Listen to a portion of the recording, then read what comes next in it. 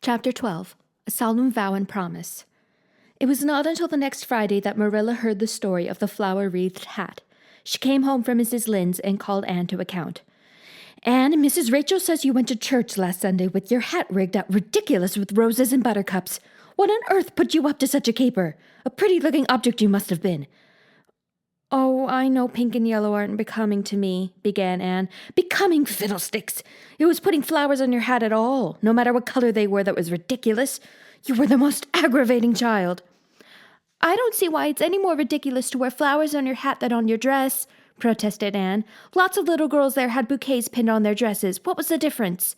Marilla was not to be drawn from the safe concrete into dubious paths of the abstract. "Don't answer me back like that, Anne. It was very silly of you to do such a thing.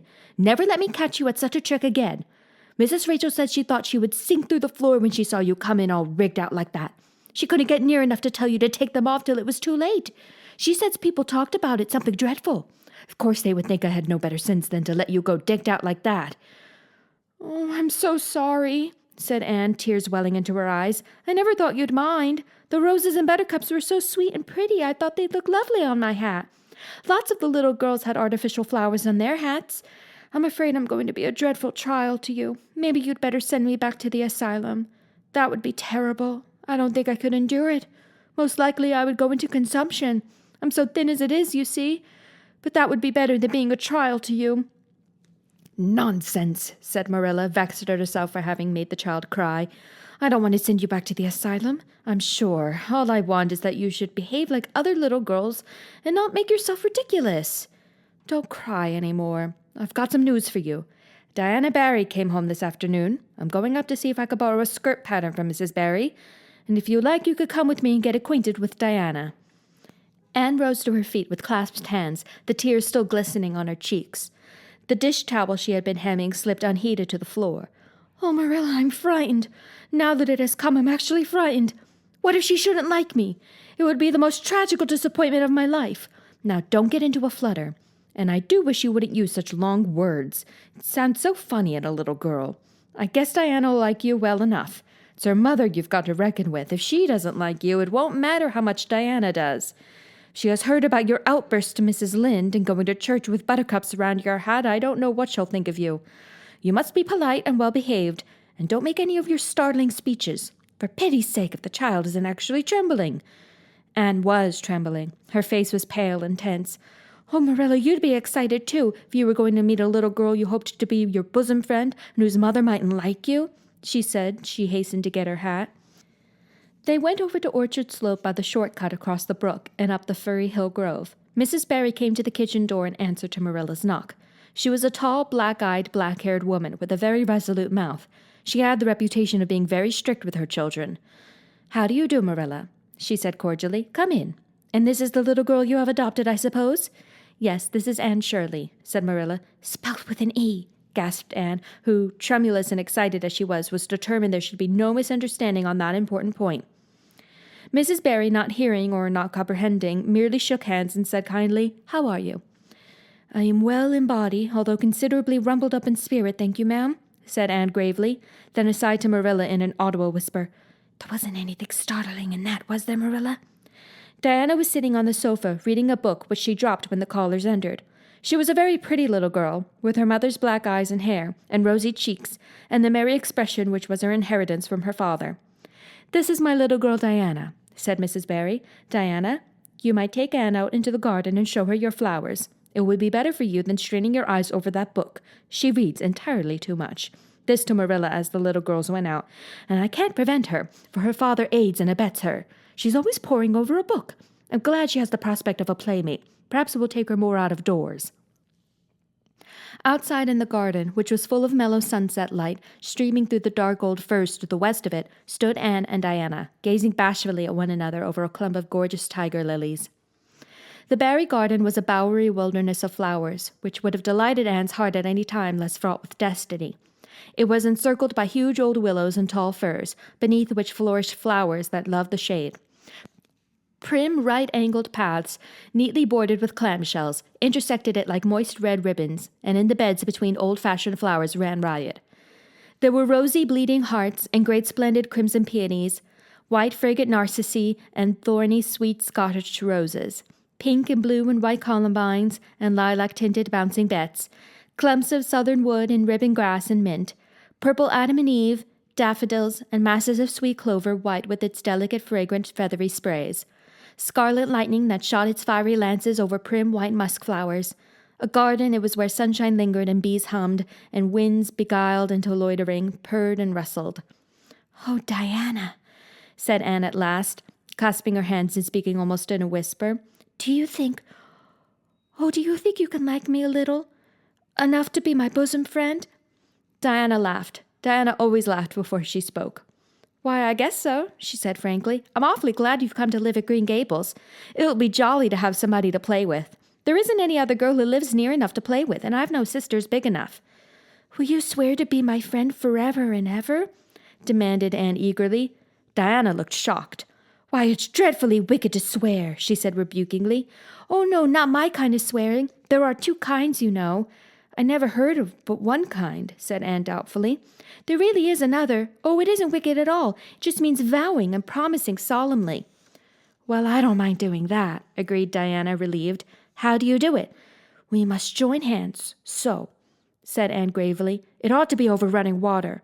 We'll just imagine this path is running water. I'll repeat the oath first.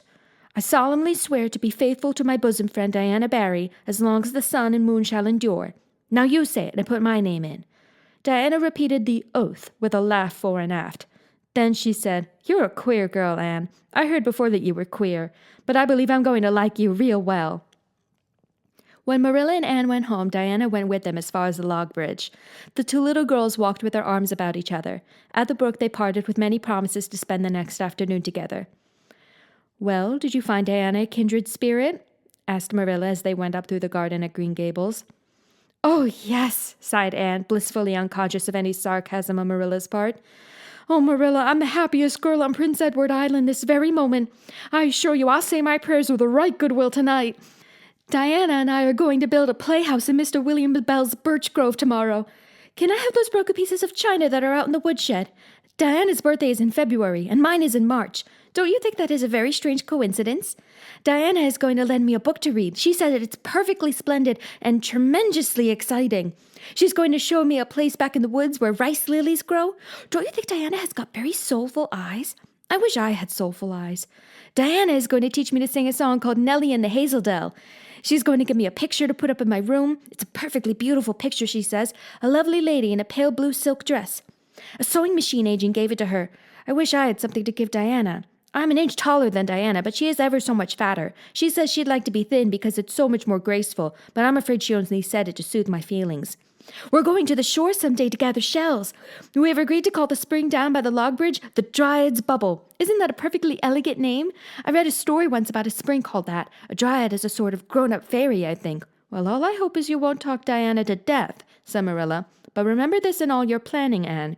You're not going to play all the time, nor most of it. You'll have your work to do, and it'll have to be done first. Anne's cup of happiness was full, and Matthew caused it to overflow. He had just got home from a trip to the store at Carmody, and he sheepishly produced a small parcel from his pocket and handed it to Anne, with a deprecatory look at Marilla. "I heard you say you liked chocolate sweeties, so I got you some," he said. Sniffed Marilla. "It'll ruin her teeth and stomach. There, child, don't look so dismal. You can eat those, since Matthew has gone and got them. He'd better have brought you peppermints. They're wholesomer. Don't sicken yourself eating them all at once now." "Oh, no, indeed I won't," said Anne eagerly. "I'll just eat one tonight, Marilla, and I could give Diana half of them, can't I? The other half will taste twice as sweet to me if I give some to her. It's delightful to think I have something to give her." "I will say it for the child," said Marilla when Anne had gone to her gable. "She isn't stingy. I'm glad, for of all faults I detest stinginess in a child. Dear me, it's only 3 weeks since she came, and it seems as if she'd been here always. I can't imagine the place without her." "Now don't be looking, I told you so, Matthew. That's bad enough in a woman, but it isn't to be endured in a man. I'm perfectly willing to own up that I'm glad I consented to keep the child, that I'm getting fond of her. But don't you rub it in, Matthew Cuthbert." Chapter 13. The Delights of Anticipation. "It's time Anne was in to do her sewing," said Marilla, glancing at the clock and then out into the yellow August afternoon, where everything drowsed in the heat. She stayed playing with Diana more than half an hour more than I gave her leave to. And now she's perched out there in the woodpile talking to Matthew, 19 to the dozen, when she knows perfectly well that she ought to be at her work. And of course he's listening to her like a perfect ninny. I never saw such an infatuated man. The more she talks and the odder the things she says, the more he's delighted, evidently. And Shirley, you come right in here this minute, do you hear me? A series of staccato taps on the west window brought Anne flying in from the yard, eyes shining, cheeks faintly flushed with pink, unbraided hair streaming behind her in a torrent of brightness. "Oh, Marilla," she exclaimed breathlessly, "there's going to be a Sunday school picnic next week in Mr. Harmon Andrews' field, right near the Lake of Shining Waters. And Mrs. Superintendent Bell and Mrs. Rachel Lynde are going to make ice cream. Think of it, Marilla, ice cream! And oh, Marilla, can I go to it? Just look at the clock, if you please, and what time did I tell you to come in?" 2 o'clock. But isn't it splendid about the picnic, Marilla? Please, can I go? Oh, I've never been to a picnic. I've dreamed of picnics, but I've never... Yes, I told you to come at 2 o'clock, and it's 2:45. I'd like to know why you didn't obey me, Anne. Why, I meant to, Marilla, as much as could be. But you have no idea how fascinating Idlewild is. And then, of course, I had to tell Matthew about the picnic. Matthew was such a sympathetic listener. Please, can I go? You'll have to learn to resist the fascination of idle, whatever you call it. When I tell you to come in at a certain time, I mean that time and not in half an hour later. And you needn't stop to discourse with sympathetic listeners on your way either. As for the picnic, of course you can go. You're a Sunday school scholar, and it's not likely I'd refuse to let you go when all the other little girls are going.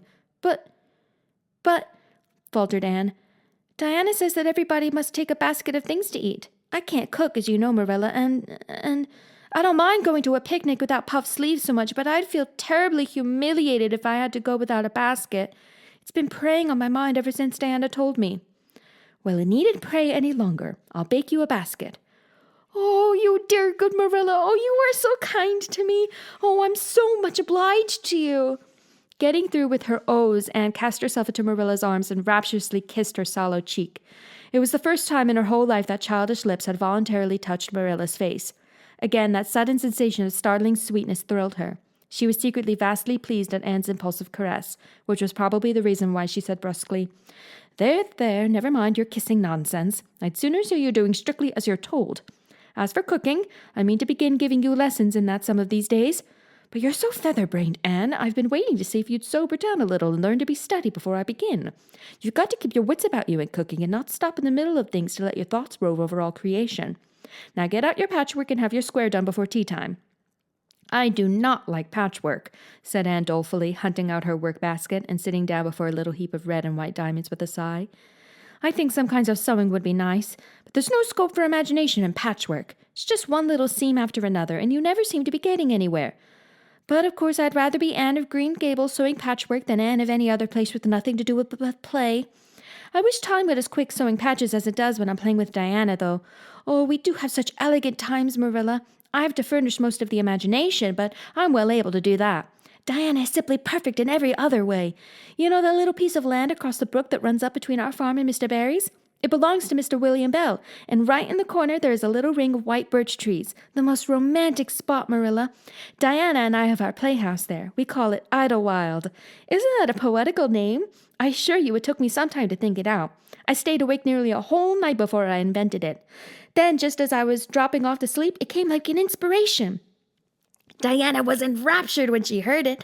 We have got our house fixed up elegantly. You must come and see it, Marilla, won't you? We have great big stones, all covered with moss for seats, and boards from tree to tree for shelves. And we have all our dishes on them. Of course, they're all broken, but it's the easiest thing in the world to imagine that they are whole. There's a piece of a plate with a spray of red and yellow ivy on it that is especially beautiful. We keep it in the parlor, and we have the fairy glass there, too. The fairy glass is as lovely as a dream. Diana found it out in the woods behind their chicken house. It's all full of rainbows, just little young rainbows that haven't grown big yet. And Diana's mother told her it was broken off a hanging lamp they once had. But it's nicer to imagine the fairies lost it one night when they had a ball, so we called it the fairy glass. Matthew is going to make us a table. Oh, we have named that little round pool over in Mr. Barry's field Willowmere. I got that name out of the book Diana lent me. That was a thrilling book, Marilla. The heroine had 5 lovers. I'd be satisfied with one, wouldn't you? She was very handsome, and she went through great tribulations. She could faint as easy as anything. I'd love to be able to faint, wouldn't you, Marilla? It's so romantic. But I'm really very healthy for all I'm so thin. I believe I'm getting fatter, though. Don't you think I am? I look at my elbows every morning when I get up to see if any dimples are coming. Diana is having a new dress made with elbow sleeves. She's going to wear it to the picnic. Oh, I do hope it will be fine next Wednesday. I don't feel that I can endure the disappointment if anything happened to prevent me from getting to the picnic. I suppose I'd live through it, but I'm certain it would be a lifelong sorrow. It wouldn't matter if I got to 100 picnics in after years. They wouldn't make up for missing this one. They're going to have boats on the Lake of Shining Waters, and ice cream, as I told you. I've never tasted ice cream. Diana tried to explain what it was like, but I guess ice cream is one of those things that are beyond imagination. Anne, you have talked even on for 10 minutes by the clock, said Marilla. Now just for curiosity's sake, see if you can hold your tongue for the same length of time. Anne held her tongue as desired, but for the rest of the week she talked picnic and thought picnic and dreamed picnic. On Saturday it rained. She worked herself up into such a frantic state lest it should keep on raining until and over Wednesday, that Marilla made her sew an extra patchwork square by way of steadying her nerves. On Sunday, Anne confided to Marilla on the way home from church that she grew actually cold all over with excitement when the minister announced the picnic from the pulpit. Such a thrill as went up and down my back, Marilla. I don't think I'd ever really believed until then that there was honestly going to be a picnic. I couldn't help fearing I'd only imagined it. But when a minister says a thing in the pulpit, you just have to believe it. You set your heart too much on things, Anne, said Marilla with a sigh. I'm afraid there'll be a great many disappointments in store for you through life. Oh, Marilla, looking forward to things is half the pleasure of them, exclaimed Anne. You mayn't get the things themselves, but nothing could prevent you from having the fun of looking forward to them. Mrs. Lynde says, Blessed are they who expect nothing, for they shall not be disappointed. But I think it would be worse to expect nothing than to be disappointed. Marilla wore her amethyst brooch to church that day as usual. Marilla always wore her amethyst brooch to church. She would have thought it rather sacrilegious to leave it off, as bad as forgetting her Bible or her collection dime. That amethyst brooch was Marilla's most treasured possession. A seafaring uncle had given it to her mother, who in turn had bequeathed it to Marilla. It was an old-fashioned oval, containing a braid of her mother's hair, surrounded by a border of very fine amethysts. Marilla knew too little about precious stones to realize how fine the amethysts actually were, but she thought them very beautiful, and was always pleasantly conscious of their violet shimmer at her throat, above her good brown satin dress, even although she could not see it. Anne had been smitten with delighted admiration when she first saw that brooch. Oh, Marilla, it's a perfectly elegant brooch. I don't know how you could pay attention to the sermon or the prayers when you have it on. I couldn't, I know. I think amethysts are just sweet. They're what I used to think diamonds were like. Long ago, before I had ever seen a diamond, I read about them and I tried to imagine what they would look like. I thought there'd be a lovely, glimmering purple stones. When I saw a real diamond in a lady's ring one day, I was so disappointed I cried. Of course, it was very lovely, but it wasn't my idea of a diamond. Will you let me hold the brooch for 1 minute, Marilla? Do you think amethysts can be the souls of good violets? Chapter 14. Anne's Confession. On the Monday evening before the picnic, Marilla came down from her room with a troubled face. Anne, she said to that small personage, who was shelling peas by the spotless table and singing Nellie of the Hazel Dell with a vigor and expression that did credit to Diana's teaching, did you see anything of my amethyst brooch? I thought I stuck it in my pincushion when I came home from church yesterday evening, but I can't find it anywhere. I saw it this afternoon when you were away at the Aid Society, said Anne a little slowly. I was passing your door when I saw it on the cushion, so I went in to look at it. Did you touch it? Said Marilla sternly. Yes, admitted Anne. I took it up and I pinned it on my breast just to see how it would look. You had no business to do anything of the sort. It's very wrong in a little girl to meddle. You shouldn't have gone into my room in the first place, and you shouldn't have touched a brooch that didn't belong to you in the second. Where did you put it? Oh, I put it back on the bureau. I hadn't it on in a minute. Truly, I didn't mean to meddle, Marilla. I didn't think about its being wrong to go in and try on the brooch, but I see now that it was, and I'll never do it again. That's one good thing about me. I never do the same naughty thing twice. You didn't put it back, said Marilla. That brooch isn't anywhere on the bureau. You've taken it out or something, Anne. I did put it back, said Anne quickly, pertly, Marilla thought. I don't just remember whether I stuck it on the pincushion or laid it in the china tray, but I'm perfectly certain I put it back. I'll go and have another look, said Marilla, determining to be just. If you put that brooch back, it's there still. If it isn't, I'll know you didn't, that's all. Marilla went to her room and made a thorough search, not only over the bureau, but in every other place she thought the brooch might possibly be. It was not to be found, and she returned to the kitchen. Anne, the brooch is gone. By your own admission, you were the last person to handle it. Now, what have you done with it? Tell me the truth at once. Did you take it out and lose it? No, I didn't. said Anne solemnly, meeting Marilla's angry gaze squarely. "I never took the brooch out of your room, and that is the truth, if I was to be led to the block for it. Although I'm not very certain what a block is. So there, Marilla." Anne's "so there" was only intended to emphasize her assertion, but Marilla took it as a display of defiance. "I believe you are telling me a falsehood, Anne," she said sharply. "I know you are. There, now don't say anything more unless you are prepared to tell the whole truth. Go to your room and stay there until you are ready to confess." "Will I take the peas with me?" said Anne meekly. "No, I'll finish shelling them myself. Do as I bid you." When Anne had gone, Marilla went about her evening tasks in a very disturbed state of mind. She was worried about her valuable brooch. What if Anne had lost it? And how wicked of the child to deny having taken it when anybody could see she must have. With such an innocent face, too. I don't know what I wouldn't sooner have had happen, thought Marilla as she nervously shelled the peas. Of course, I don't suppose she meant to steal it or anything like that. She's just taken it to play with or help along that imagination of hers. She must have taken it, that's clear, for there hasn't been a soul in that room since she was in it, by her own story, till I went up tonight, and the brooch is gone. There's nothing sure. I suppose she has lost it and is afraid to own up for fear she'll be punished. It's a dreadful thing to think she tells falsehoods. It's a far worse thing than her fit of temper. It's a fearful responsibility to have a child in your house you can't trust. Slyness and untruthfulness. That's what she has displayed. I declare I feel worse about that than about the brooch. If she'd only have told the truth about it, I wouldn't mind so much. Marilla went to her room at intervals all through the evening and searched for the brooch without finding it. A bedtime visit to the east gable produced no result. Anne persisted in denying that she knew anything about the brooch, but Marilla was only the more firmly convinced that she did.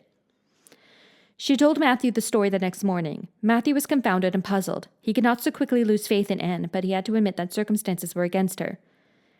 "You sure it hasn't fell down behind the bureau?" was the only suggestion he could offer. "I've moved the bureau, and I've taken out the drawers, and I've looked in every crack and cranny," was Marilla's positive answer. "The brooch is gone, and that child has taken it and lied about it. That's the plain ugly truth, Matthew Cuthbert, and we might as well look it in the face." "Well now, what are you going to do about it?" Matthew asked forlornly, feeling secretly thankful that Marilla, and not he, had to deal with the situation. He felt no desire to put his oar in this time. "She'll stay in her room until she confesses," said Marilla grimly, remembering the success of this method in the former case. "Then we'll see. Perhaps we'll be able to find the brooch if she'll only tell where she took it. But in any case, you'll have to be severely punished, Matthew." "Well, now you'll have to punish her," said Matthew, reaching for his hat. "I've nothing to do with it, remember? You warned me off yourself." Marilla felt deserted by everyone. She could not even go to Mrs. Lynde for advice. She went up to the east gable with a very serious face and left it with a face more serious still. Anne steadfastly refused to confess. She persisted in asserting that she had not taken the brooch. The child had evidently been crying, and Marilla felt a pang of pity, which she sternly repressed.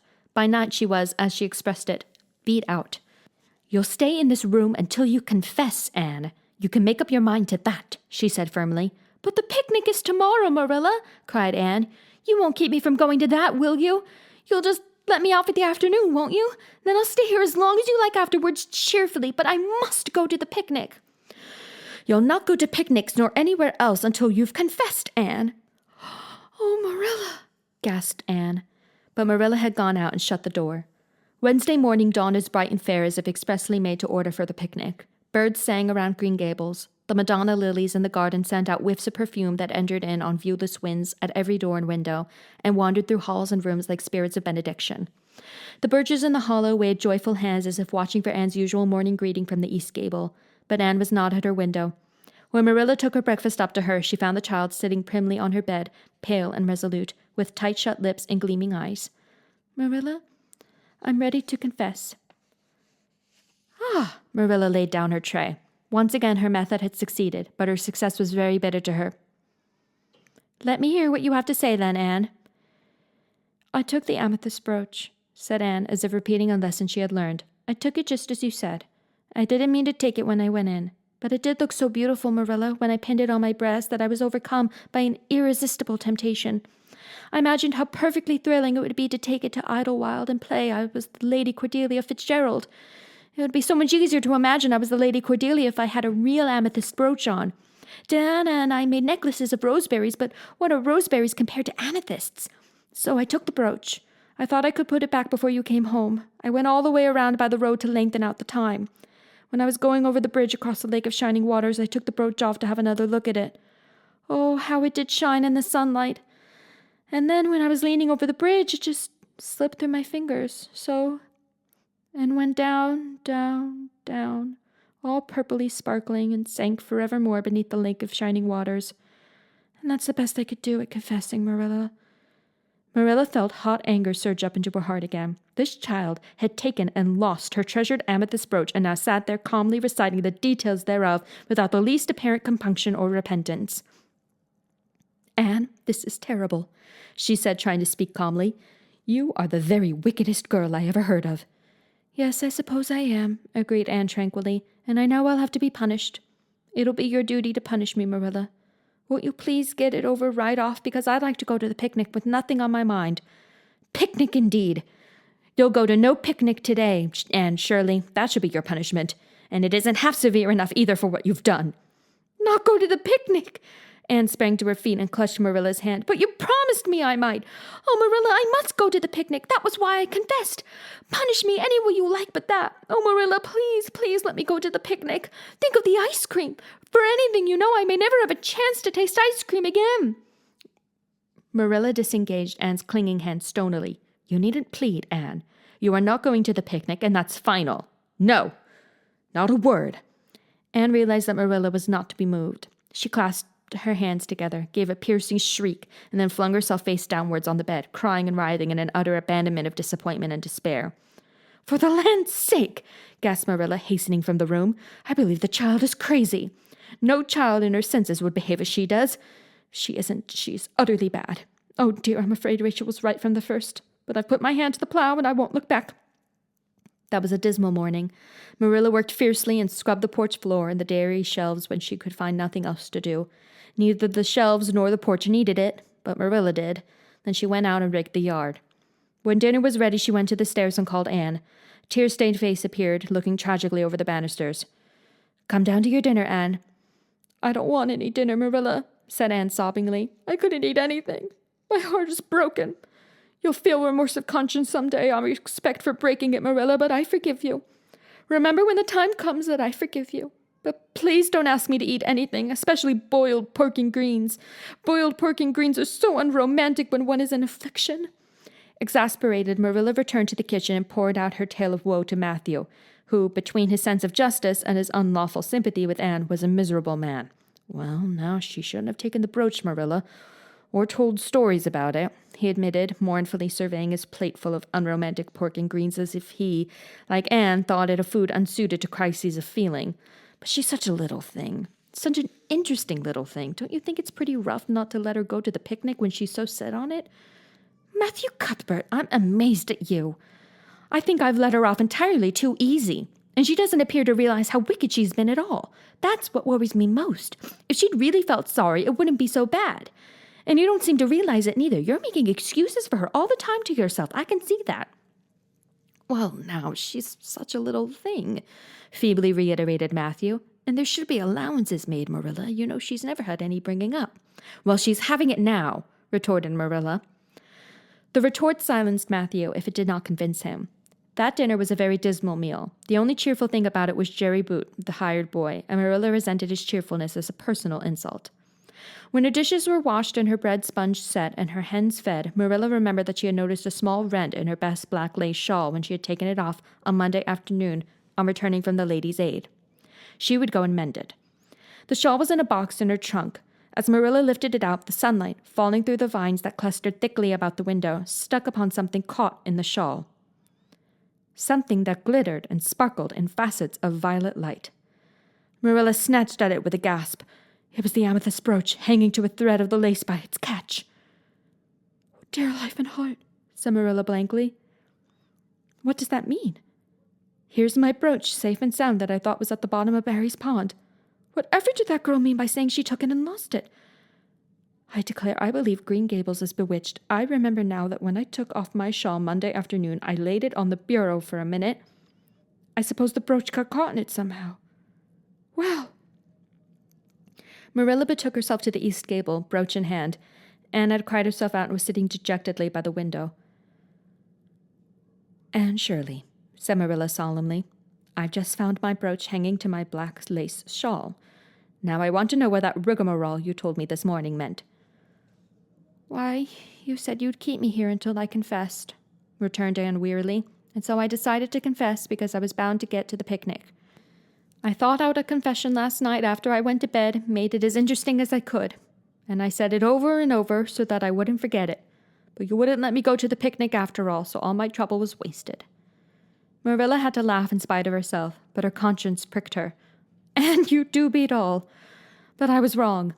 I see that now. I shouldn't have doubted your word when I'd never known you to tell a story.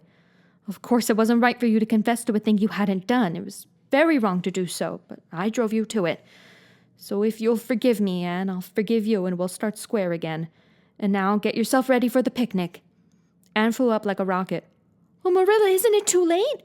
No, it's only 2:00. They won't be more than well gathered yet, and it'll be an hour before they have tea. Wash your face and comb your hair and put on your gingham. I'll fill a basket for you. There's plenty of stuff baked in the house. And I'll get Jerry to hitch up the sorrel and drive you down to the picnic ground. Oh, Marilla! Exclaimed Anne, flying to the washstand. 5 minutes ago, I was so miserable I was wishing I'd never been born, and now I wouldn't change places with an angel. That night, a thoroughly happy, completely tired-out Anne returned to Green Gables in a state of beatification impossible to describe. Oh, Marilla, I've had a perfectly scrumptious time. Scrumptious is a new word I learned today. I heard Mary Alice Bell use it. Isn't it very expressive? Everything was lovely. We had a splendid tea, and then Mr. Harmon Andrews took us all for a row on the Lake of Shining Waters, 6 of us at a time.